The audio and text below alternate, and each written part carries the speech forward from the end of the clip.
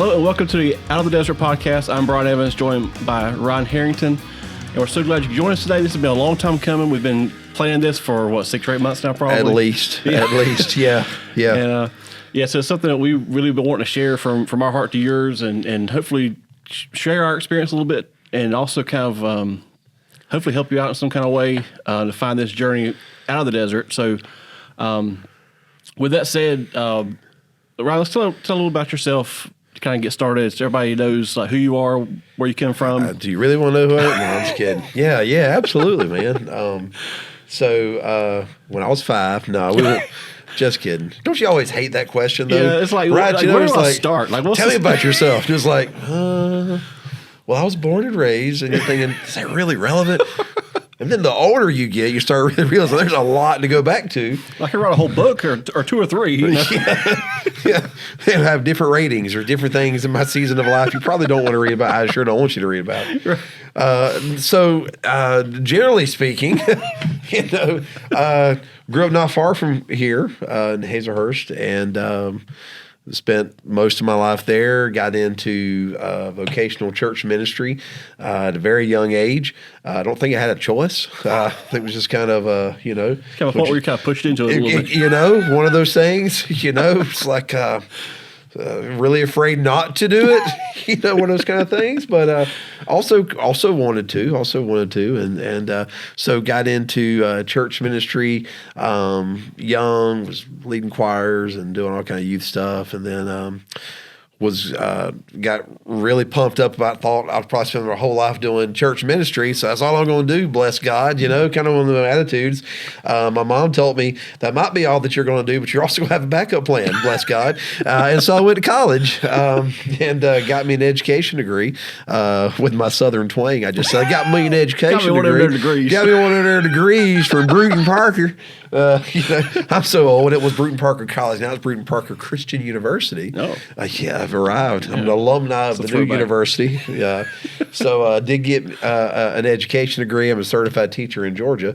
Then I just stayed in ministry the whole time, man, and so did that for a good long time. Had a massive desert experience in 2017. Probably was in the desert per se a lot longer than 2017. Oh, yeah. So when you woke up, you realize, hey, I'm in the desert. It's kind of, if you walk through the desert long enough, you'll find some quicksand in that desert. And 2017, I found it. Prior to that, the Lord really blessed me and blessed our ministry, and God did a lot of awesome things.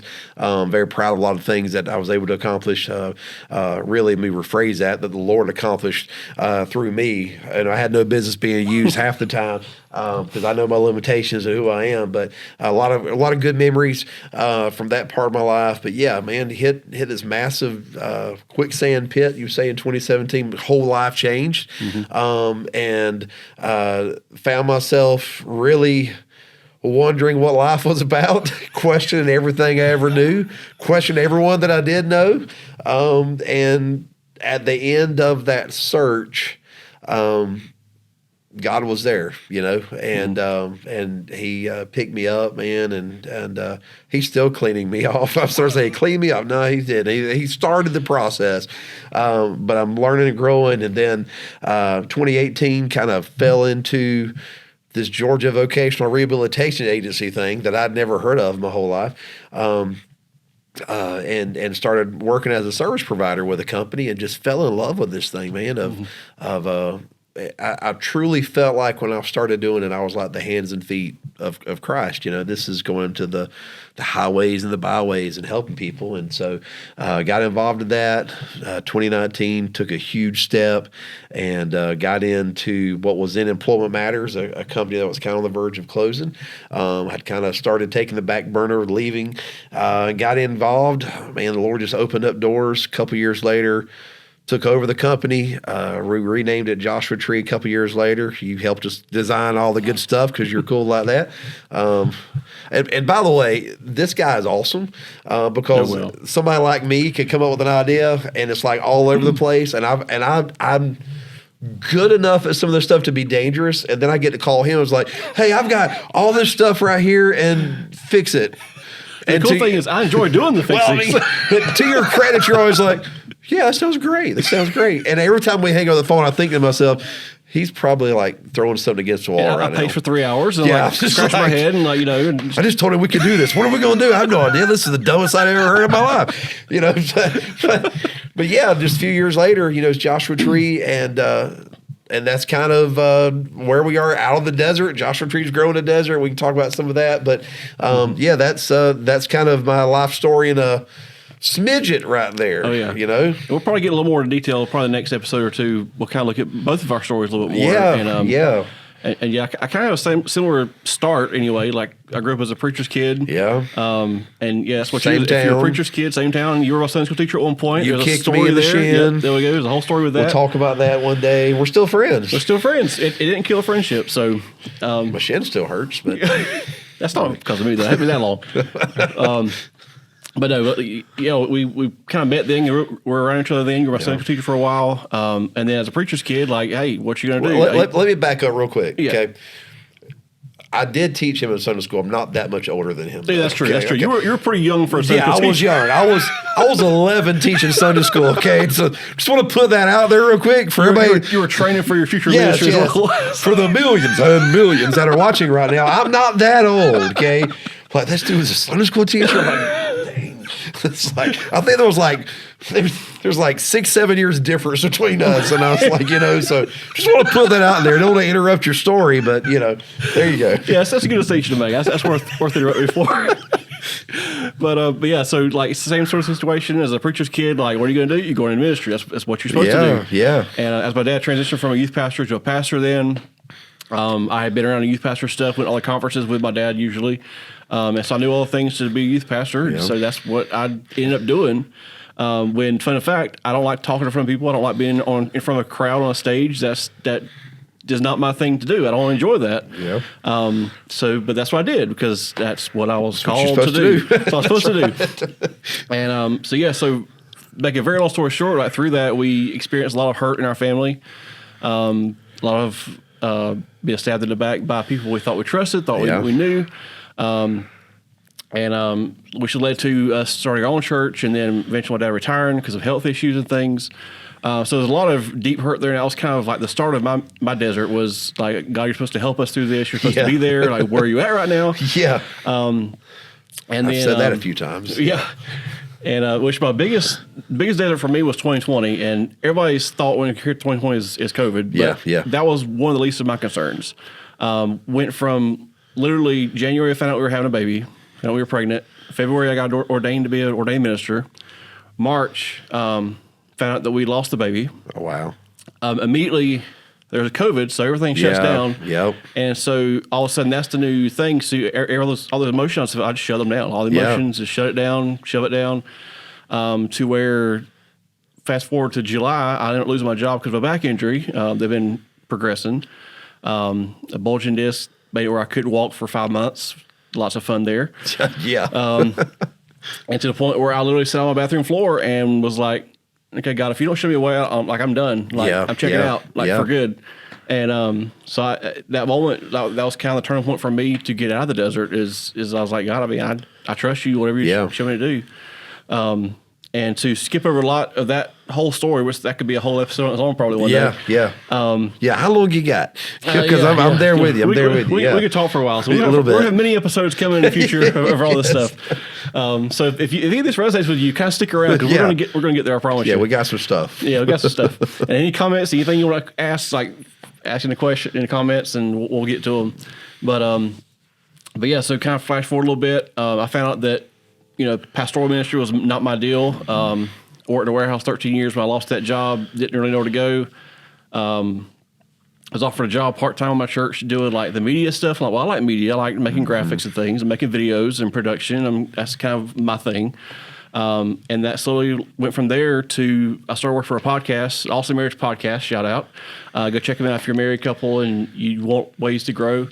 And learn a lot about podcasting. I was kind of late to the podcast game. Like I didn't really have any interest in it. I started working for one. I'm like, this is kind of cool. Yeah. So then, not long after that, Ryan reached out to me. He's like, "Hey, man, you want a job?" And I'm like, "Well, I got two at the moment, but I mean, what's one more?" Three's company. Three's company. Yeah, here we go. So that's good. And so yeah, and that really God used that to kind of shift my thought process to where like what we do with Joshua Tree is ministry. It's not not like not on a church staff. You're not in a church building. You're not preaching a message, so to speak. But the people we work with, the people we help, is just to see the look on their face when they get a job or. Man, and you've seen it, man. You've seen the tears, the bear hugs when they get hired and stuff, and then once you kind of transition out of the field, back really doing your God-gifted thing of this podcast stuff and media and websites and designs and stuff. We started adding the pre-ed stuff and going to the schools and man, just seeing the light bulb come on with these kids and that somebody believes in them and the letters they send home and the things. And it's been phenomenal. For me, having been, you and I both grew up in the church. You and I both.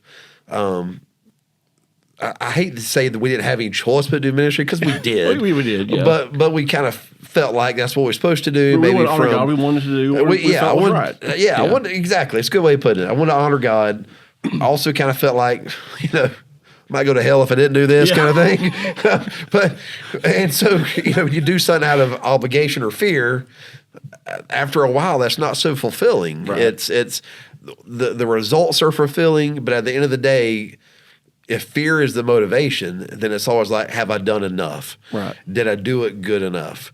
I've got to get ready for the next thing because as good as this was, man, if the next thing don't hit here, then we're going backwards. If we're going backwards, what does that mean? And, all those things. And then I just remember, when I was pastoring, because I spent 10 years doing youth and kids and music, had a ball with that. Probably the coolest time ever doing worship was when I did it for your dad's church. We had an awesome time there. And a lot of other good times as well. And then spent 10 years pastoring, replanted 2 churches, just awesome things there as well. But I remember during those times feeling like, and I don't mean in an ugly way, but just like, this is it. Yeah. This is all? Like preaching a sermon, going home, praying for people, and I don't mean that in a bad way because that's so important. And I loved the preaching. I loved all of it. We saw tremendous growth. I think we saw like over 150, 200 people baptized in 10 years between the 2 churches. So awesome growth and seeing that life change was huge. But there were so many other things that I felt like sometimes church gets singularly focused on that Sunday morning experience and that I want to do other stuff, the widows, the orphans, the kids, the those in poverty, those that's disadvantaged, the people that are down and out, that are looked over, those that just kind of feel like, am I too broken? Is there too much wrong with me to matter? That was just kind of always my focus. That was your dad's focus when he pastored. That was his thing. So you grew up right up under that, watching that same thing of, let's find the people that everybody else don't want, and and so it's funny because I can look back now. Hindsight's 20/20, right? I can look back now and see that even during what many would deem successful years of vocational ministry, there was this longing inside of me to do something else. Of, man, as much as I love this, as much as this is something to be done, I kept feeling like there's got to be more. And so for me, Joshua Tree is kind of started to scratch that itch. When we go in these schools, we can't talk about Jesus. We're a partner with a state agency, no GVRA. We don't preach Jesus in the schools. Don't worry about that. But you can't help to shine the light, right? But I mean, we advertise ourselves as a faith-based company. Proud of that. Proud of our faith-based approach and understanding that our motivation on what we do is found in Scripture and what we want to do. The individuals that work with us understand we're a faith-based company, and so ideally they, share that as well. But just being able to minister to these people through services You know, having those job development meetings, sitting down one-on-one with somebody and talking to them. And I know you probably experienced this. I know you did. You talked to me about some of the times. You know, you're sitting down with these clients and they just start talking to you, you know, and you start telling them about your story and different things. And there's many times that we've had clients like, well, man, do you believe in God? I'm like, well, hey, if you're going to open the door, let's roll, you know? And so we talk about that. And I remember the first time those kind of things happened, that something inside me kind of felt like this might be it. This is what I've been wanting for. We had a kid. I first started doing this, man. I think I was maybe 3 months into it. And we had a kid in the huge city of Osceola, Georgia. Shout out to Osceola, Georgia, Irwin County. This kid had some massive barriers. He was severely autistic. Was not able to finish high school and everything. But he wanted to be a barber. You know, and so obviously there's things you got to be able to do to be a barber, you know, and it just kind of wasn't in the cards, you know, for him to be able to do that. He couldn't make it through school. He wasn't going to be able to make it through barber school, but he came to me, and so I'm working with this kid, and man, every time I got to know a lot about him. So he played drums for his church. He believed he was called to be a preacher, and he liked to try to preach on the street. This kid's probably 19 years old, man. Wow. And so every time we met together there at the library, we'd almost get ran out because he'd get there and start preaching to me. You know, he's telling me about the sermon he wrote in his bedroom last night. Just awesome, dude. And such a great thing about this job of giving back. You know, this kid wanted to be a barber. I'm trying to cut this little story short. I can talk about this kid forever. And so we couldn't go apply for a position he's not qualified for. But I was able to find a guy that owned his own barbershop there in Irwin County. Went and spoke with him, told him about who I was, told him about who this kid was, told him about what we did. And he said, man, do you think I could hire him to wash our towels and clean up the floors and everything and restock all the materials and all that kind of thing? And I don't mind even training him some little, maybe do a couple of fades or stuff like that. I'll be happy to work with him. I said, man, if you give him a shot and pay him, make him your employee. He said, absolutely, bring him in. So we brought him in for an interview.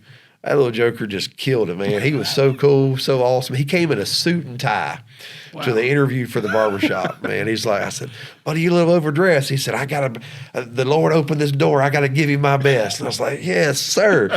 Went in there and killed it, walked out the door.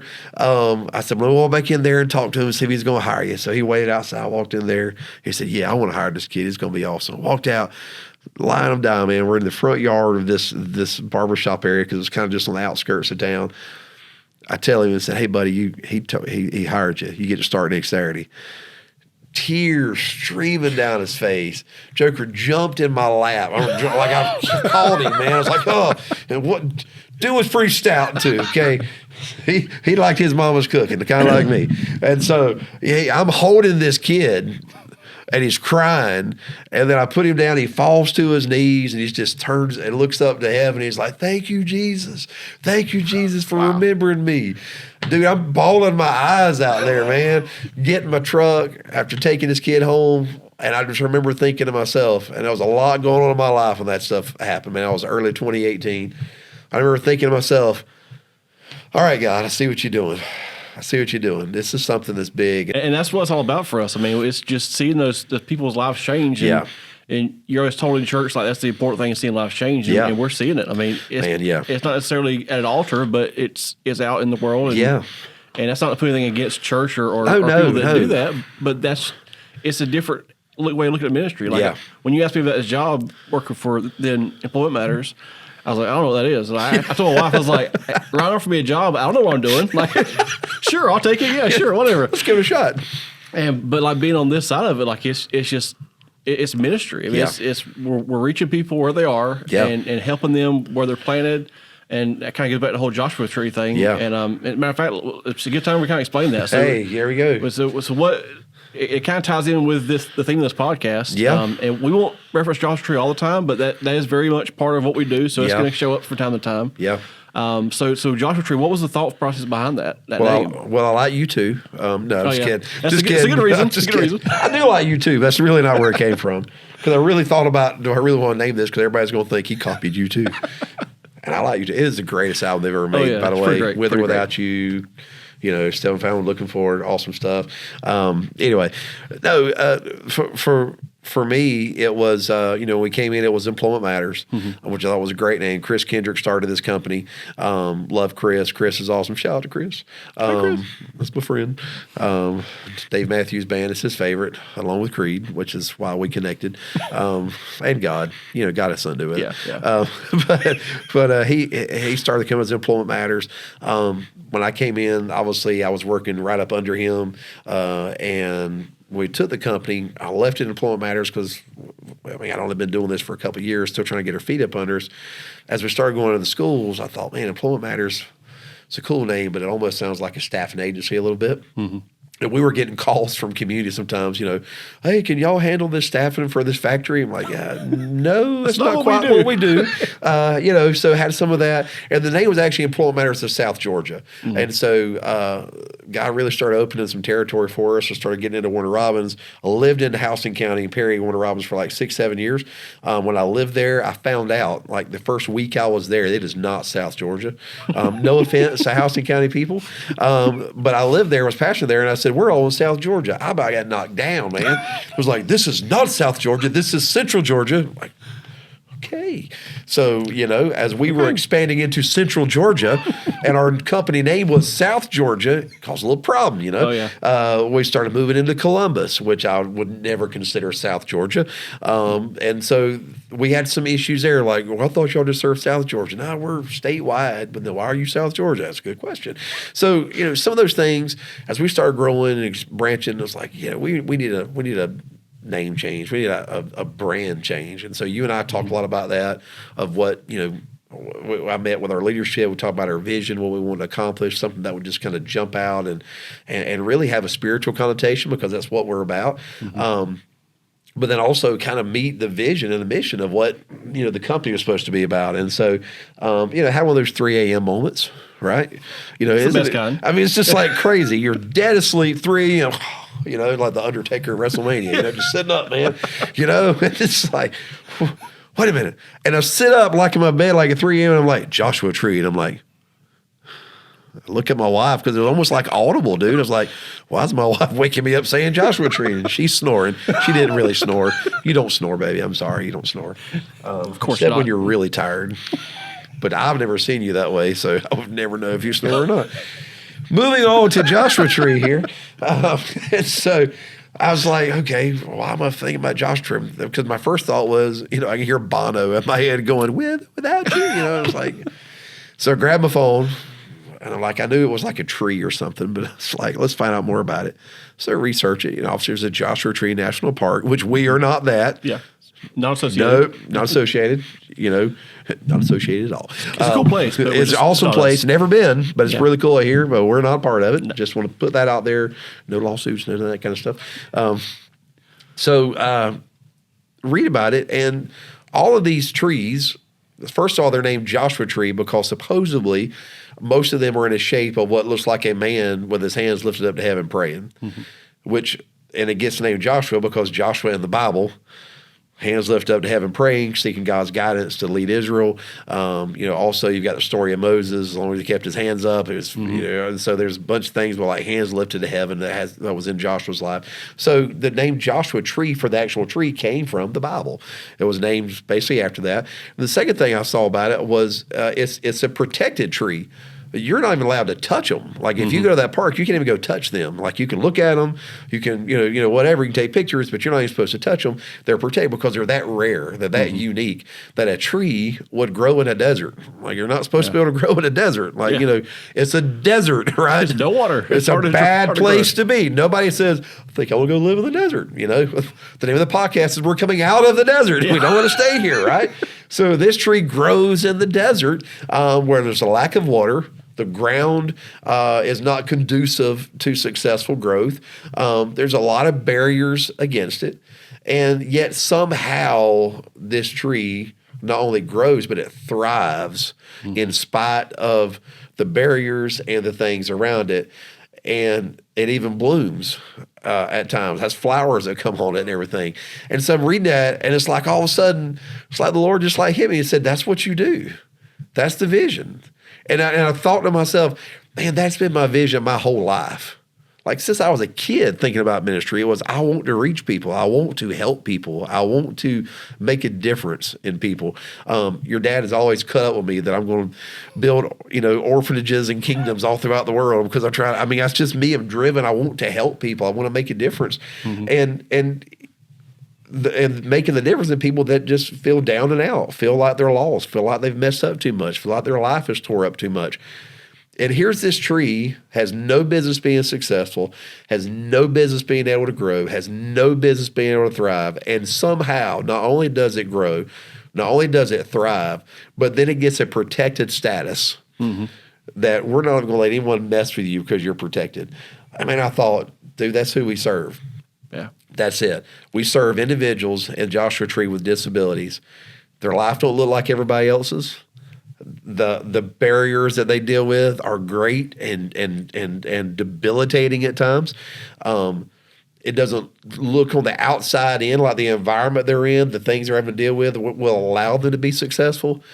But somehow we get involved, other people get involved, but our mission is that we're going to get involved and share with them your life has meaning, your life has worth, you have potential. It doesn't matter where you've been, it doesn't matter where you came from, don't matter how much money you have, how much money you don't have, don't matter where you grew up, doesn't matter, if your parents left you, don't matter if you're raised by other people that you don't have to just live with because life did not turn out the way it did. You still have value, you still have worth, and you still can become something great, and we want to come in and partner with you. That hit me like at 3-something in the morning, and I just knew. I was like, I don't know what we got to do. I don't know what it's going to look like, but this is Joshua Tree. I remember like the next day, I think I started telling you and calling you, and I drew something and sent it to you. Like, what do you think? What do you think? And I think it went through like 4 different things, and it was just like I was pumped, dude, and I've been pumped ever since. Yeah, we were talking on the phone about that. You were telling me like the reason why and everything. I just like had tears in my eyes. I'm like, this is beautiful. Like, this is something I can get behind. Like, What Matters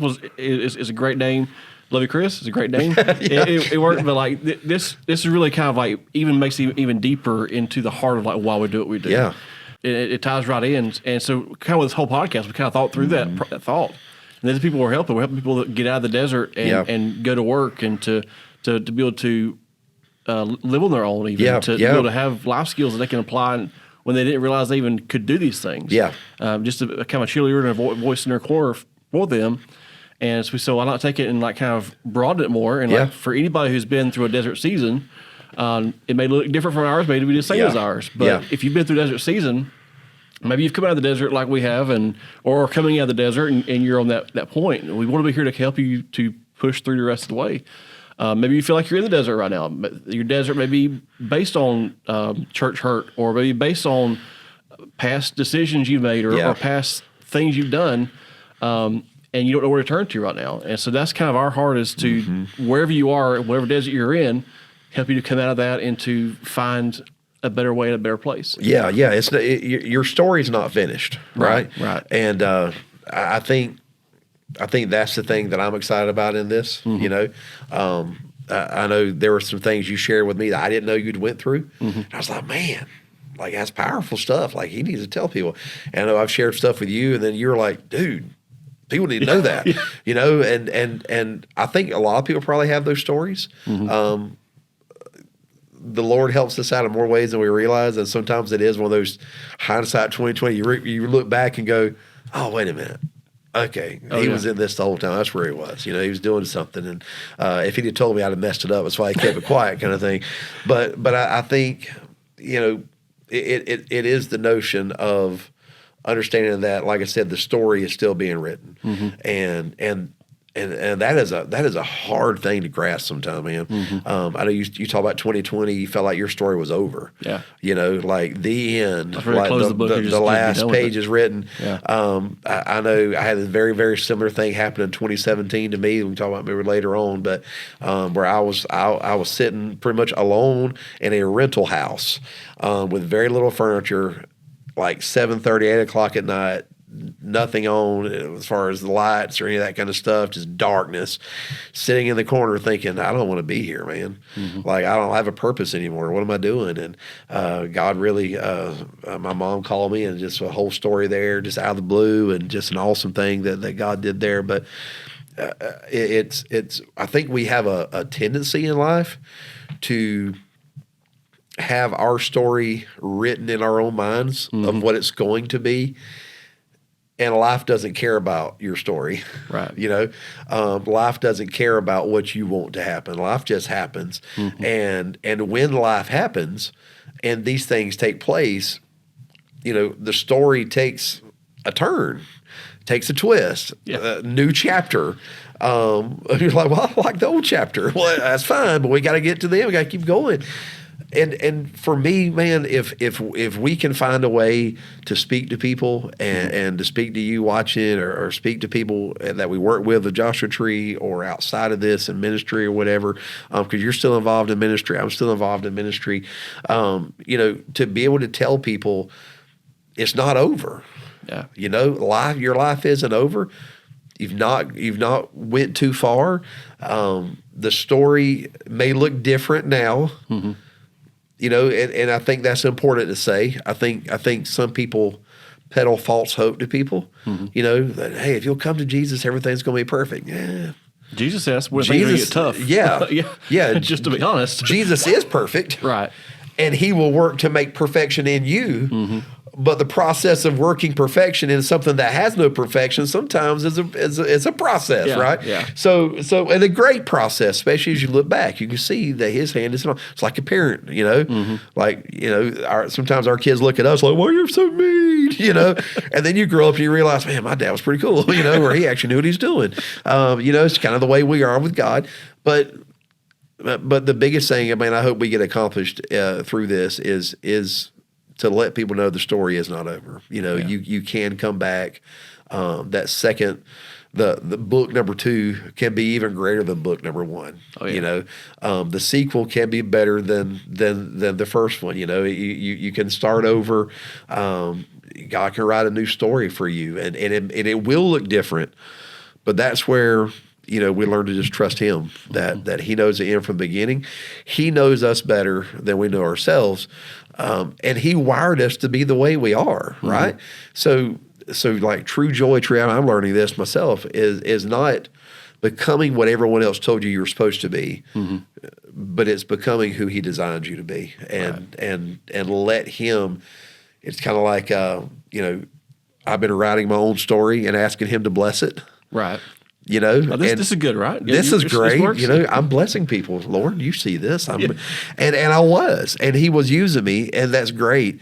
I'm learning, you know, the older I get, to open the book and say, here, you write it, because I'll mess this up. And you know what you're doing. Well, I used to kind of criticize the Israelites, thinking about when they came out of Egypt, they were wandering in the desert. We say a lot, and think about the desert again. They would say they were wandering, but the truth is that God didn't just say, okay, well, go northwest, you'll know when you get there, or northeast, you know when you get there. And he didn't tell them where to go. He just told them, okay, you're going to go. But not only that, he said, well, you'll follow me. Yeah. Because they didn't wander. They followed the cloud and the pillar of fire in the desert. Yeah. So God was with them the whole time. He didn't just say, okay, you're on your own, go now. Right. But it was a whole process to work them through to where they would appreciate when they got to where we were going, they'd appreciate that. Yeah. Yeah. And kind of get the Egypt and get the old stuff out of them to be ready for that. So that's one thing I've been kind of like, just the other day, I was thinking through that pretty hard. It's like, you can kind of criticize them for wanting to go back to Egypt, but then you see what they had to look forward to. Yeah. It's like, and the story is the same for us. I mean, it is, man. And God's always with you. He's not just telling you, hey, go do this thing over here, and just good luck. Like how many times, I know I've done this, how many times does God get us out of something? Good, bad, or ugly? Yeah. Right? Well, I don't want to leave it. I don't want to leave it. And God's like, yeah, I got something better. And okay, I trust you. Then you get in the middle of it, or if it is bad, thank God I got out of it. But life happens, and you get in the middle of the Israelites, like you said, and we're like, well, I want to go back. At least we had 3 square meals a day. You know, I'm so sick of quail. You know, if I see another quail, you know, if I need more manna from heaven, like who needs manna from heaven? It's like, and we read that and we go, really? It's like it was from heaven. It's from heaven. Like God, like baked bread in heaven and said, "Here, have a loaf." You know, and we're like, "I don't want that." You know, I don't like that kind of bread. You know, what's wrong with you? Where's the sourdough? That's right. Yeah, exactly. It's like, I like Parmesan on my bread. You know, it's like I want to go back to Egypt where I have rotten bread. At least there's a variety, you know. There's mold on this side and not mold here. Yeah, you know. So, but we get in that middle of it, and it's not that we want to go back to what we were in, because we realize even in our hearts and minds that was a bad place to be. But I think a lot of times it's the frustration of, I haven't got there yet. How much longer I got to put up with this? Are we there yet? Yeah, exactly. We're the kid. It's like my parents, off story here. My parents are like, yep, we're there. And I'm like, no, we're not. I was like, well, if you knew, then why'd you ask? I'm like, that's pretty good. I got to use that. What's up with that? You know? So I used to do that.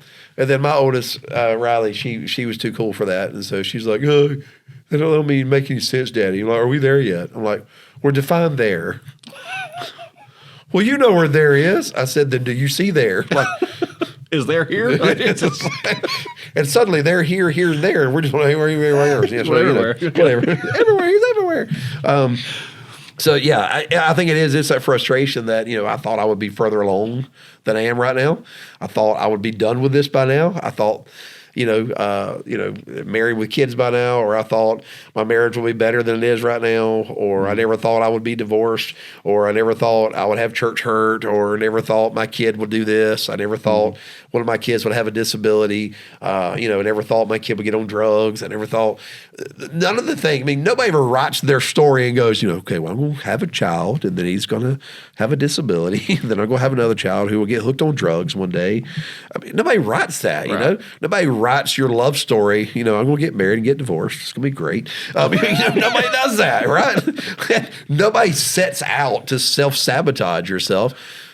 But stuff happens, and then we want God to get us out of it. And he's in the process of rewriting our story, like he was trying to do with the Israelites, like you talked about. And because they didn't go straight from there to here, they got frustrated and mad. And like you said, if they had went straight from Egypt straight to Israel, they wouldn't know what to do with themselves. Right. They'd have mucked that whole place up, man. They'd have tore it up, because there was still so much of that mess that was in them that God had to pull out. And I think probably a recurring theme that will end up showing up in this out of the desert stuff is I hope it's testimonies of people who have come out, like you and I, and hearing what God has done and how the rest of people's stories are able to be written. I hope that is something that we were able to communicate to people, and hope and help people realize that it's not over, that, you can have that happy family, and you can experience greatness and full potential and joy in life. But also, man, I hope it is a story where maybe we are talking to some people that are still in the desert, and they can talk about realizing, man, these are things that God is teaching me in this, or these are things I've learned in this story of, I had to fix this before I could walk into this. And it's, if you talk to non-religious people, they'll call that personal growth. And I guess it is. For those that, like us, that believe the Lord is involved in our lives and doing a thing, we call that the Holy Spirit doing work in our lives, building that fruit of the Spirit up and teaching us to have joy and peace and this patience and that kindness and understanding and meekness and all those things. And that's God perfecting those things in us. And the great thing is even when you come out of the desert, the journey don't end. Where God is always taking us somewhere else, and so and there may be another desert. Yeah. Ideally, hopefully, it won't be the same one we walked through before. Yeah. But life has those things, and what I am learning, and I'm sure you probably echo this sentiment. What I'm learning is when we leave one desert, ideally, let's not forget where we came from. because there's lessons to be learned there, and life is going to happen. There's going to be pitfalls. There's going to be troubles. There's going to be things that take place that you wasn't expecting. And instead of letting that catch us off guard, we can look back and say, hey, the same God that brought me through this is going to bring me through this too. I can rely on him. I'm not going to understand it probably. I'm probably not even going to like this. Right? Probably going to spend most of my day mad. Don't call me today. I'm mad, But we have something that we can look back on. It's Joshua when they did finally cross over. One of my favorite scriptures I used to preach a lot. I even use this usually at funerals sometimes because it's really good. I believe it's Joshua 4 where the Jordan River splits and they walk across. And while the river's still split, God told Joshua to tell the people to go get these stones that are in the middle of the river. And the only way to get those stones is if there's no river there. Because, the river's deep and there's stuff in it. It's like you can go, they couldn't put their snorkel mask on, and like, here, give my scuba tank. I got it, Joshua, it's cool, man. Get down there and start pulling these rocks up. But there's the Jordan is split. They walk in there, they pull up these rocks. And God told Joshua, build a monument so that for centuries, whenever your ancestors, when your kids, your grandkids, your great-grandkids, when they come to the Jordan River, they're going to see this monument of stones that came out of a river and realize that God did this, and we are here because God did this. And I think for us, as we walk out of a desert, as we go through things in life, I think God gives us those memorial stones of, hey, I remember, I was ready to throw the towel in, but there's the memorial right there. There's the reality of what God did.